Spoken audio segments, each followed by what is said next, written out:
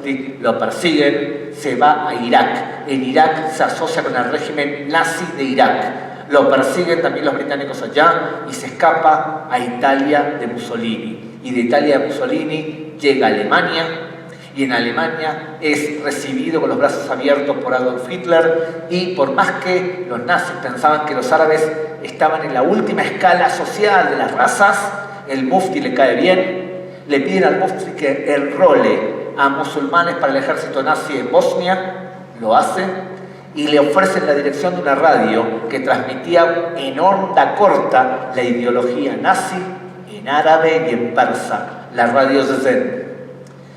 En el Medio Oriente escuchan la radio Zezen, se nutren de la ideología nazi, y un persa tiene dinero para comprarse una radio de onda corta y en su terraza escucha la radio Zezen todo el tiempo. Es el Ayatollah Khomeini. Por lo tanto, la ideología nazi penetra en el Medio Oriente a través de la influencia de los hermanos musulmanes, que es una influencia nazi, fascista, y por lo tanto los patrones de conducta ideológicos se asemejan bastante. Pero sigamos un segundo por el mufti. Denise, querida, ¿es verdad que nuestro amigo el mufti, o nuestro no amigo el mufti, intentó asesinar a los judíos de Tel Aviv? Sí, el mufti primero que nada organizó revueltas, y para esto los nazis mandaron a 5 paracaidistas. Pero como tú dices, también organizó el envenenamiento de las aguas de Tel Aviv.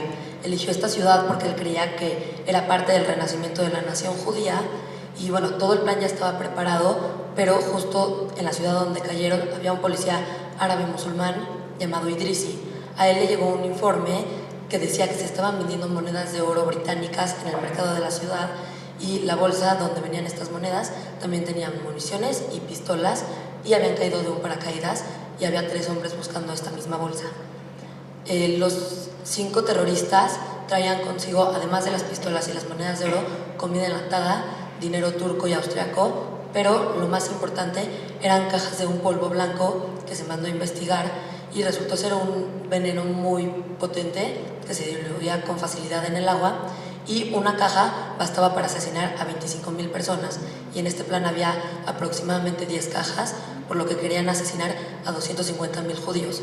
Pero para nuestra suerte, Idrisi, siendo un policía árabe musulmán, logró sabotear tanto la revuelta como el envenenamiento. Claro, Idrisi es un policía de Jericó, y él salvó el envenenamiento de las aguas de Tel Aviv. Es un dato en general que no se conoce. El mufti de Jerusalén quería colocar crematorios para los judíos en Emek Dotan, una zona del centro de Israel. Le pidió a Hitler que haga eso, que conquiste la tierra de Israel, que atrape a los judíos y que los meta en crematorios. Ahora, ¿estuvieron cerca, Denise, de conquistar Israel? Sí, incluso la Haganah y los británicos crearon una unidad llamada el Palmaj, por si los nazis entraban, tuvieran con qué defenderse tanto al territorio como a los aliados. ¿Y si nos atrapaban, nos íbamos a dejar entregar?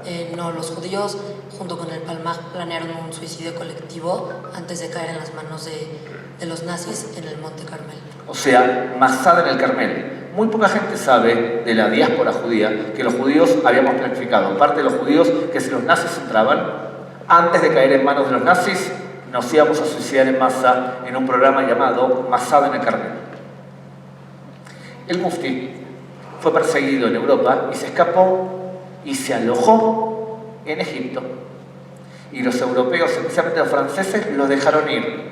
En vez de procesarlo y llevarlo a juicio, por ejemplo, los juicios de Nuremberg, tenían que haberlo acusado también a él de crímenes de guerra. Y sin embargo lo dejaron ir. Se fue a Egipto. De Egipto se fue al Líbano, murió en el Líbano en el año 74.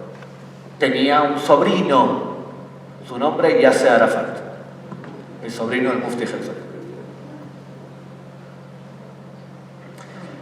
Uno puede llegar a pensar entonces que si el Corán no es esencialmente antisemita, pero puede ser interpretado de forma antisemita, y los hadices pueden ser interpretados antisemitas, y los hermanos musulmanes son un ejemplo de ese antisemitismo europeo, uno puede llegar a pensar erradamente que todos los musulmanes son hermanos musulmanes, y no lo son.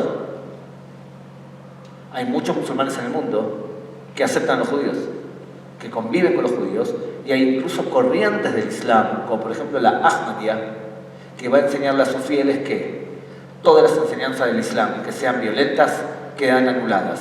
y vamos a rezar juntos, judíos y musulmanes. La Ahmadiyya está teniendo mucho poder porque muchos musulmanes del mundo no quieren que se los asocie a ISIS o Al-Qaeda. Quieren asociarse a los moderados, a la Ahmadiyya. Pero no son los únicos. Hay sunitas realmente muy moderados. Y estoy seguro que si me reúno con un musulmán de México, es probable que no piense como los hermanos musulmanes y mucho menos con Hamas. De todas formas, la pregunta es, ¿hay líderes importantes del mundo musulmán que hablan a favor del sionismo? Sí. Galia, ¿qué pensás? ¿Hay? Sí. Primero quiero aclarar que al igual que el judaísmo, el islam tiene diferentes formas de interpretarse. El imán Palazzi viene de una rama que es pro-Israel y pro-judíos. ¿De dónde es él? De Italia. Él viene de una familia católica que se convierte al islam y se vuelve una persona muy sionista. Él interpreta el Corán de una forma positiva a los judíos, diciendo que los judíos deben de gobernar el Estado de Israel y que es importante que ellos estén ahí para el día del juicio final. Él habla que hoy en día hay una interpretación muy radical, que es la del grupo Hamas, un grupo terrorista fundamentalista, que habla sobre la destrucción final de los judíos, igual que los nazis. Pero el imán Palazzi dice que el Corán no dice así, sino dice que los judíos deben de pertenecer en el Estado de Israel. O sea que él es un imán sionista y piensa que el Corán es sionista. Sí. ¿Qué pensás tú, los hermanos musulmanes sobre el imán Palazzi? Que no tiene la razón.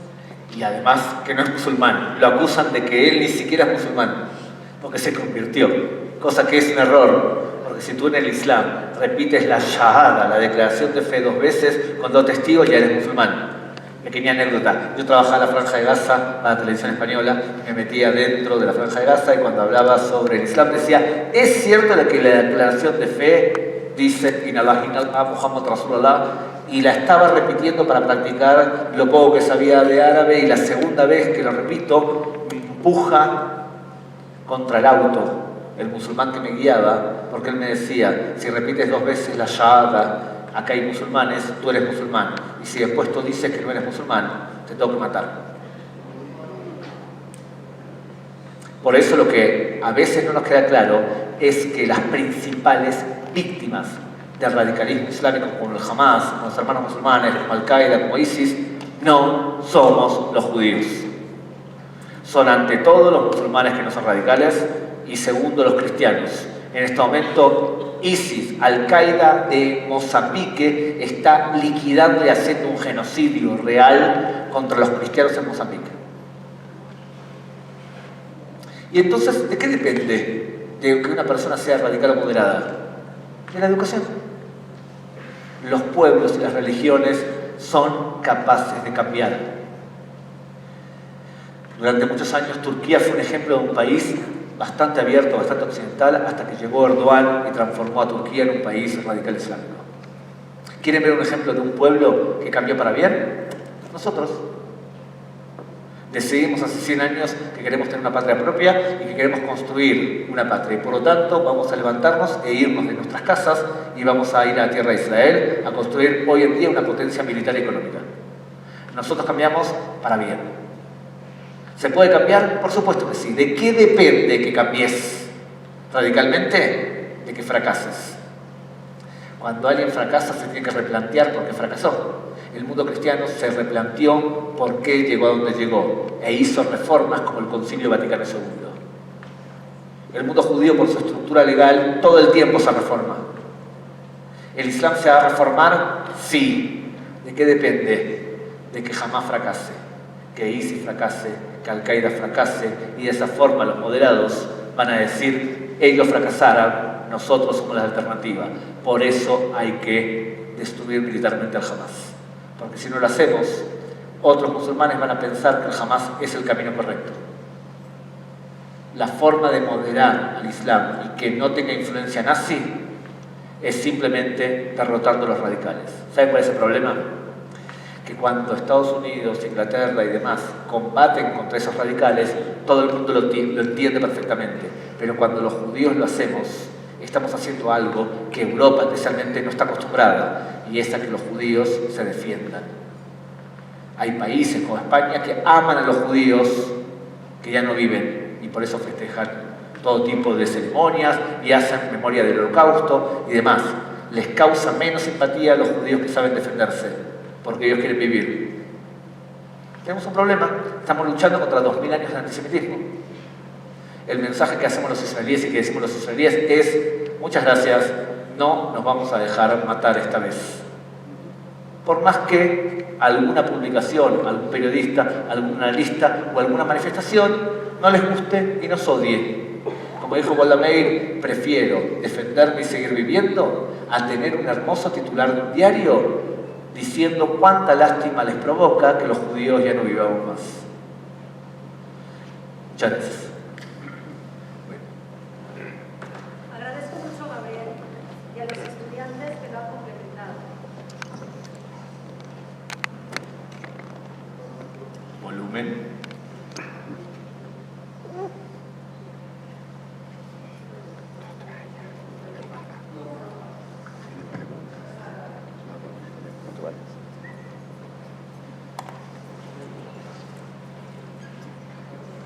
Agradezco mucho a Gabriel y a los estudiantes que lo han complementado. Los invito a bajar, chicos, del escenario y tomar asiento. Tendremos una sesión de preguntas y respuestas para Gabriel. Queremos darles unos minutos para que piensen sus preguntas. Mientras, presentaremos un acto artístico realizado por algunas de nuestras estudiantes de la preparatoria. Invito a subir al escenario a Estrella Calahorra, a Natalia Kritzler, a Lynn Bernstein y Daniela Schwarzman.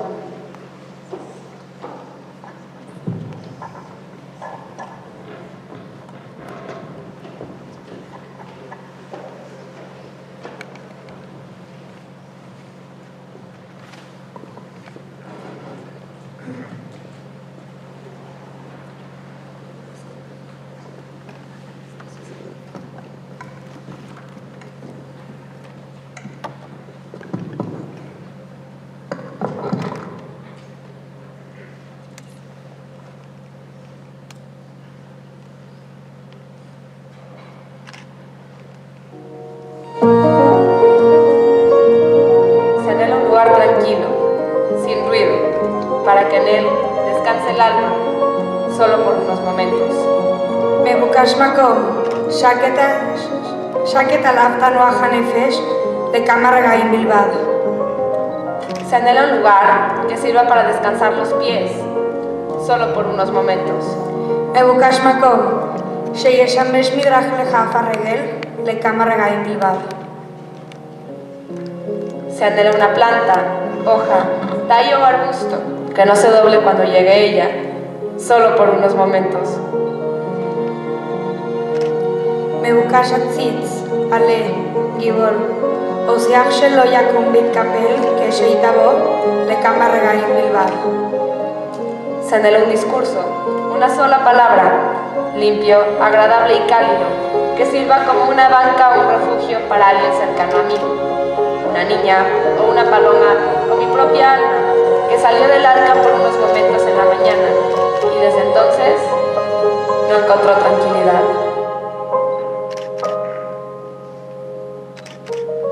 מבוקש דיבור אחד, נקי, נעים וחם, שישמש ספסל, מקלט, למי שהיא קרובה שלי, ילדה, יונה, נפשי שלי, אשר יצא מן התיבה לכמה רגעים בשעות הבוקר, ולא מצא מאז מנוח לבנה.